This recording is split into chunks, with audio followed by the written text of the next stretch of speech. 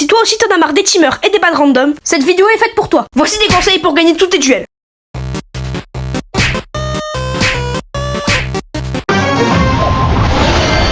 Quand tu commences une partie en duel, tu vois les 3 brawlers qu'a pris l'adversaire juste en face. Et si on analyse, on peut savoir qui aura l'avantage avant même que le combat commence. Par exemple, son Edgar va ne faire qu'une bouchée de mon Dynamite, mais je pourrais le remettre à sa place avec mon Surge. Vous disposez de seulement 5 secondes pour faire ça, alors va falloir être très rapide, car juste après...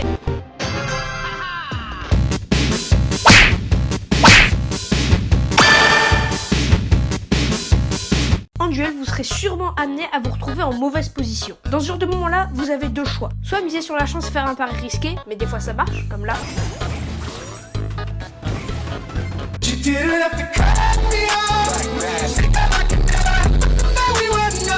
Ou alors il va falloir se montrer stratégique et déterminer les points d'intérêt de ses adversaires, ce qui peut servir à se sortir de quasiment n'importe quelle situation. Mais attention, ce n'est pas parce que vous connaissez l'objectif de votre adversaire qu'il ne peut pas toujours... Moi T'as 3 secondes pour m'expliquer ce que tu fous dans ma vidéo.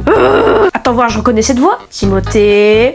non, c'est pas moi. Timothée, dégage de là. Un like égale un soutien. Il a raison, likez la vidéo. Où est-ce que j'en étais? Ah oui, ce n'est pas parce que vous connaissez l'objectif de votre adversaire qu'il ne peut pas toujours vous surprendre. On va donc déterminer l'objectif de votre adversaire. Les objectifs diffèrent tous, mais peuvent tous mener à la victoire s'ils sont correctement réalisés. Les objectifs peuvent être de vous mettre la pression, de vous attirer, de foncer vers vous, de vous faire gâcher vos munitions, ou encore de temporiser.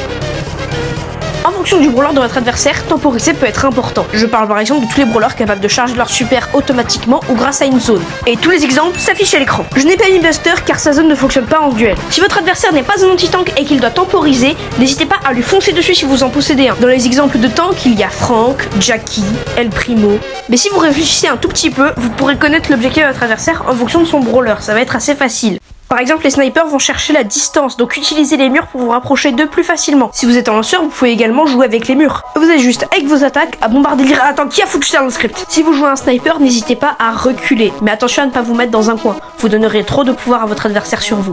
Un problème, Brawl Stars est un jeu en constante évolution. Ce qui nous amène au conseil numéro 3.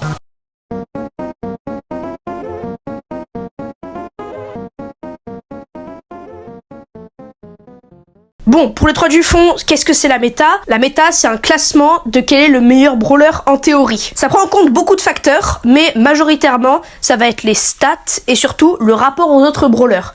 Par exemple, un brawler peut être très haut méta sans avoir de super stats, car tous ses contres sont hyper bas dans la méta. Mais où est-ce qu'on la trouve, cette fameuse méta?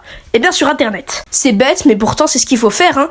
Il suffit juste de taper tier list méta Brawl Stars. Et voilà, vous l'avez sous les yeux. Après, faites attention, regardez bien si c'est la méta actuelle. Tier list de décembre 2023 va servir à rien du tout, les gars. Hein. Au passage, je vais vous donner un petit cheat code qui a permis à des gens d'avoir 5000 de win streak sur un seul brawler. Le duel vous permet d'avoir une win streak gigantesque sur un personnage. Il suffit de faire cette manipulation. Vu qu'à moins de 100 trophées, vous tombez quasiment systématiquement contre des bots, vous avez juste à prendre un brawler que vous maîtrisez bien, que ça soit sur un autre compte ou que vous aviez maîtrisé avant et que vous avez des rushs. Vous le montez de 100 trophées, puis ensuite, vous allez en duel, vous le prenez en 2e ou en 3e brawler, et vous perdez en boucle et en boucle jusqu'à retourner à 0 trophée. Ce qui va se passer, c'est que vous allez conserver votre win streak parce que ça n'enlève la win streak que du premier. Mais ça fait aussi monter que la win streak du premier. Vous avez juste à répéter le processus plein de fois et vous allez vous retrouver rapidement avec des win streaks de 30, 40, 50. Mais quoi qu'il arrive, il va falloir prendre la bonne composition de brawler si vous voulez gagner. Il faut réfléchir au scénario disponible et voir ce qu'il y a de mieux à faire. Pour moi, il y a 2 meilleures compositions et ça dépend de la map. Si la map est ouverte, alors il va falloir faire l'une, sinon ce sera l'autre. Alors je ne vous fais plus attendre, voici les compositions. Sur les maps fermées, commencez avec un anti-tank comme Griff par exemple, ou Elisa. Suivi d'un lanceur comme Dynamite ou Grom, complété par un anti-assassin comme Surge ou Chester. Et pour les maps plus ouvertes, je vous conseille de commencer par un anti-sniper comme Mr. P ou Nani. Ensuite, suivi d'un assassin longue portée ou qui peut gérer les longues portées comme Buzz par exemple avec le star power de la zone. Et enfin, complété par un contrôleur ou un dégât brut avec une longue portée comme Colt. Alors maintenant que vous avez votre super compo et que vous avez la bonne stratégie, vous allez pouvoir monter en trophée plus facilement en esquivant les randoms et les teamers, tout en sachant faire face à n'importe quelle situation. Si vous souhaitez une partie 2 sur le duel ou sur d'autres modes, n'hésitez pas à me le dire en commentaire. Merci à tous ceux qui sont restés jusqu'à la fin de la vidéo parce qu'elle m'a pris beaucoup de travail. Mais vous inquiétez pas, je vais reprendre activement les shorts dès demain. Bref, c'était Groach, à la prochaine!